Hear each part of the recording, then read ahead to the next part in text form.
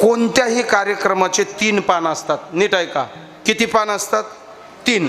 लग्न असू द्या, सामाजिक कार्यक्रम असू द्या, धार्मिक कार्यक्रम असू द्या, हिशोबाचं संपलं. ऐका, पहिलं काय?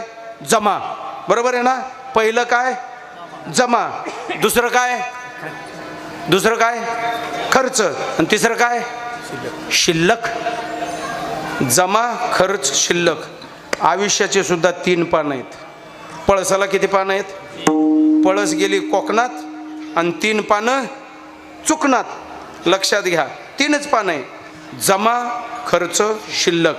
आपल्या आयुष्याच्या ह्या 3 पानावरती जमा सोडून द्या, खर्च सोडून द्या, आपल्या शिल्लकीच्या पानावर काय असावं तर फक्त माझा पांडुरंग परमात्मा असला पाहिजे. तुका म्हणे उरला देव.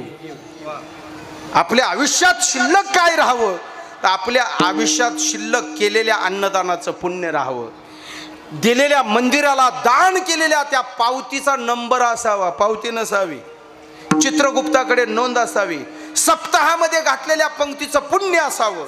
हो, अरे एखाद्या दीन दुबळ्याला केलेल्या मदतीचं पुण्य असावं, वारकऱ्यांच्या केलेल्या सेवेचं पुण्य असावं, एखाद्या अनाथाच्या एखाद्याच्या गरीबाच्या बायलेकीच्या लग्नाला केली त्याची मदत, त्याचं पुण्य असावं.